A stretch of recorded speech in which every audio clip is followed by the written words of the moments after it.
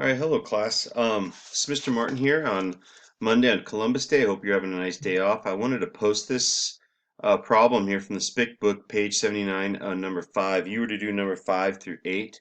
Number 5 is a little bit tricky, so I wanted to kind of break this down for you.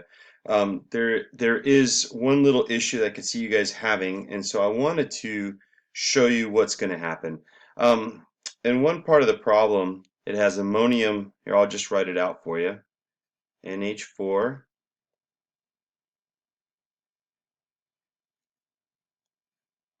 and then SO4. Ammonium sulfate plus calcium hydroxide.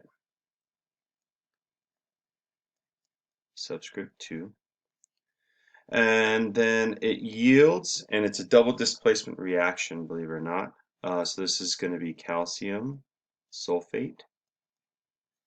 And this is where it gets tricky, because really it should be ammonium hydroxide, right?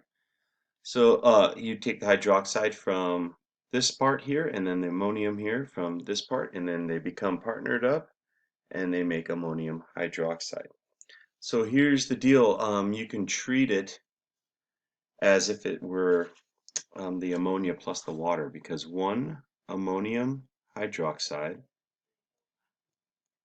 is going to be equal to an ammonia NH3 plus a water.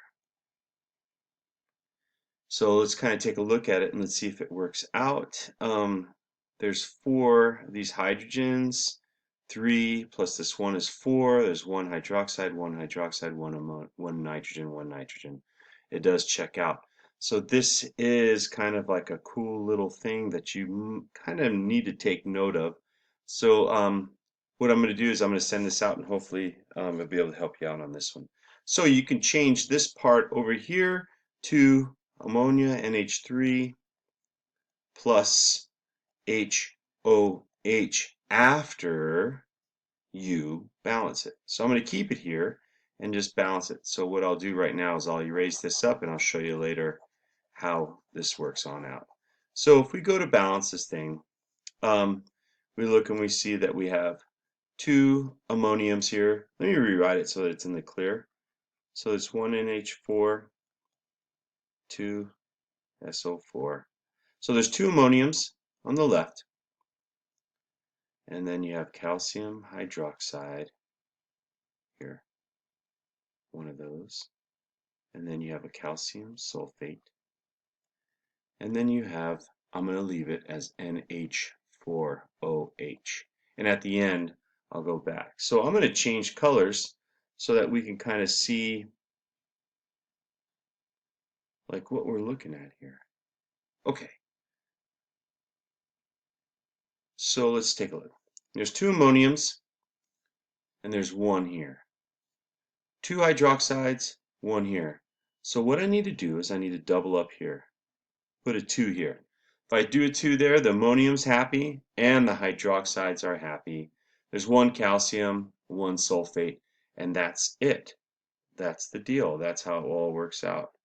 So I'll go back here. So now if I go and I balance this out the way it looks in the book, it should be, since there's 2 of these here, if I were to put a 2 here, then that'd mean there's 2 ammonias and 2 waters. So that's how it's going to look. So I'll rewrite it one more time. NH4, 2 sulfate plus calcium hydroxide yields calcium sulfate plus 2 ammonias plus 2 waters. All right, so now it's balanced. It's pretty nice. It's not too bad. That's what the book was getting at, so hopefully it didn't hold you up too much. And now let's go ahead and find out what this problem is. It says if excess ammonium sulfate, so I'm going to write the excess ammonium sulfate reacts with 20 grams of calcium hydroxide, so 20 grams, that's our given right there, 20 grams of calcium hydroxide. how many grams of ammonia. And that's why it's written that way, to figure out how much ammonia. Now, look at the ratio here of calcium hydroxide, 1 mole of calcium hydroxide to 2 moles of ammonia. So 1 mole of calcium hydroxide to 2 moles of ammonia. So let's get it started. I'm going to start a new sheet, and I'm going to find out what calcium hydroxide is and what NH3 ammonia is. So if you have like your periodic table, and I'm going to use the one that's on the back of the SPIC book. So let me get a new sheet here. Let me see here. Here we go. So let's take that one here, calcium hydroxide. So there's 1 calcium. And if you look up calcium, oops, excuse me. If you look up calcium in your book, it should be 40.1. 40.1. And there's only one of them, so it's 40.1 grams per mole. And then you do the same for oxygen, but in this case here there's 2 of them because there's that subscript 2, and they're at 16.0 each, and so 16 times 2 is 32.0 grams per mole. And then you have 2 hydrogens, and they're at 1.0 each, and so that gives us a total of 2.0 grams per mole. And all you need to do now is add them up. Alright, so when you add all these all up on your calculator, you should get a 74.1 grams per mole. Alright, and since we're here and it wants to know, we're going to need ammonia as well. So in ammonia, there's 1 nitrogen,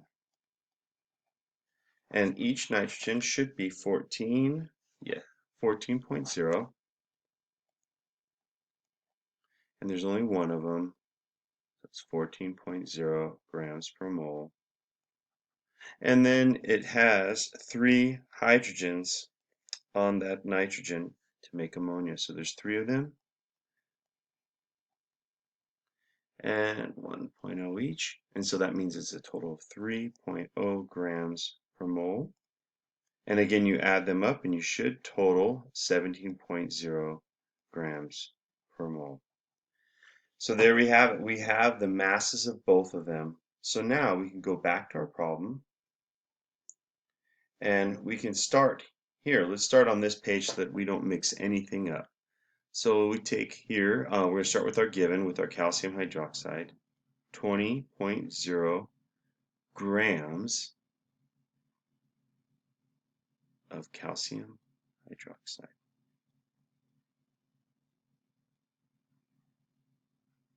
Then I'm going to take and change it to moles. I need to get it to moles. Remember, it's grams to moles, then moles to moles, and then moles to grams. So then on this here, we said there's 1 mole of calcium hydroxide. Notice I'm putting what I want in the numerator. The mole is what I want, and I need to cancel out the number of grams of calcium hydroxide. And I did that on the other sheet, and I'll show you what I'm looking at. Right here, 74.1 grams per mole. So that's what I put right here. Grams per mole. And look, the grams cancel out. I'm just using the units. Now I have moles of calcium hydroxide. And then the next step was going from moles to moles, and I just said this a second ago, and I'm going to say it again.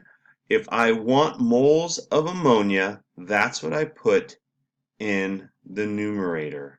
Because I'm changing from moles of calcium hydroxide to moles of ammonia.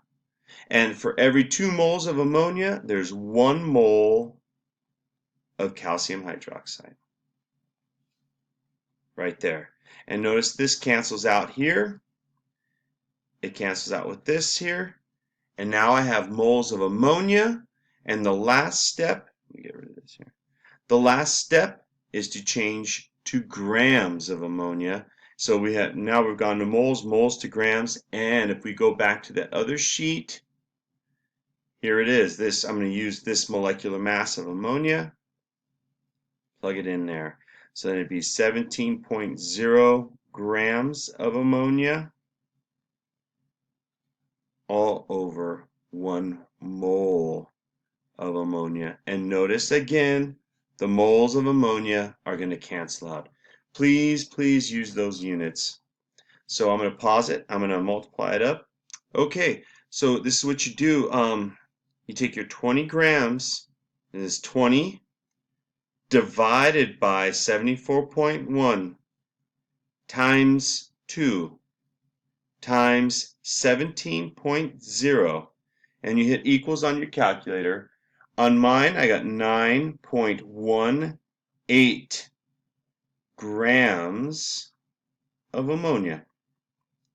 And that's my answer. In your book, it says 9.19, but they round a little different on there, so this is completely acceptable. Again, when you're punching in your calculator, it's 20 divided by 74.1 times 2 times 17, and you use the units that are not canceled out. And that's how you solve that problem. And I hope that helps out, kids. I look forward to seeing you tomorrow, Tuesday. We got our last day of lecture, and then we have a lab, and then a test review. So I'll see you tomorrow. Take care.